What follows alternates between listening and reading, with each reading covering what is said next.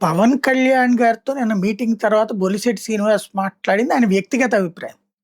మీటింగులో పవన్ కళ్యాణ్ ఏం చెప్పారో ఆయన బయటికి చెప్పలా. ఆయన చెప్పుకొచ్చింది నియోజకవర్గాల్లో ఇప్పుడు సీఎంఆర్ఎఫ్ లాంటి వాటిట్లో ముఖ్యమంత్రి కార్యాలయం దగ్గర మమ్మల్ని ఎవరు పట్టించుకోవట్లేదు. మా నియోజకవర్గాల సంబంధించి మేము అడుగుదామన్న అపాయింట్మెంట్లు ఏమి ఉండట్లేదు. సీఎంఆర్ఎఫ్ నిధులు తెలుగుదేశం వాళ్ళకైతే వస్తున్నాయి కానీ మన వాళ్ళకి ఎవరికి రావట్లేదు, మా జనసేన వాళ్ళకి.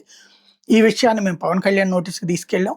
అదే సందర్భంలో తెలుగుదేశం ఎమ్మెల్యేలు ఉన్న చోట జనసేన వాళ్ళని అస్సలు పట్టించుకోవట్లేదు. జనసేన ఎమ్మెల్యేలు ఉన్నటువంటి చోట్ల మాత్రం తెలుగుదేశం నియోజకవర్గ ఇన్ఛార్జీలకు విలువిస్తున్నాం. ఈ డిస్పారిటీని మేము పవన్ కళ్యాణ్ గారికి ఎక్స్ప్లెయిన్ చేశాం. ఆయన సమన్వయ సమావేశంలో మాట్లాడతానన్నారు అన్నటువంటి విషయాన్ని బొలిశెట్టి గారు చెప్పుకొచ్చింది. సమస్య ఎక్కడ ఉందంటే అప్పుడు పవన్ కళ్యాణ్ ఏమన్నారు అన్నటువంటిది ఎవరికి తెలియదు. సమన్వయ కమిటీ అయితే ఇంతవరకు అసలు ఆ సమన్వయ కమిటీ ఉందో లేదో కూడా తెలియదు.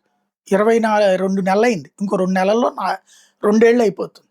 ఈ రోజు వరకు సమన్వయం జరిగింది లేదు వీళ్ళ మధ్యన. కేవలం మొన్న మధ్యన సమన్వయం చేసుకుంది ఏంటంటే తిరుమల లడ్డు విషయంలో చంద్రబాబు గారికి రివర్స్ అయ్యి ఆ జంతు కొవ్వు ఇదేం లేదని నివేదిక వచ్చాక అప్పుడు మొత్తం మా మీద కాకుండా మీరు కూడా నెపాన్ని పంచుకోండి అని చెప్పి వీళ్ళిద్దరిని పిలిచి మీటింగ్ పెట్టారు.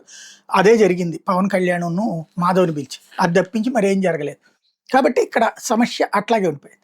అయితే ఈనాడు రాసుకొచ్చింది ఏంటంటే మీరందరూ జనాల దగ్గరికి వెళ్ళి డబ్బులు వసూలు చేసేస్తున్నారు, బెదిరించేస్తున్నారు, ప్రకృతి వైపరీత్యాల సందర్భంలో కూడా చివరికి చంద్రబాబు గారు నాకు పిలిచి చెప్పే పరిస్థితి తీసుకొచ్చారు అని మందలించారు వాళ్ళ ఎమ్మెల్యేలని రాసుకొచ్చింది. ఏది నిజం అన్నటువంటిది ఎవరు చెప్తారు? ఎవరు చెప్పరు.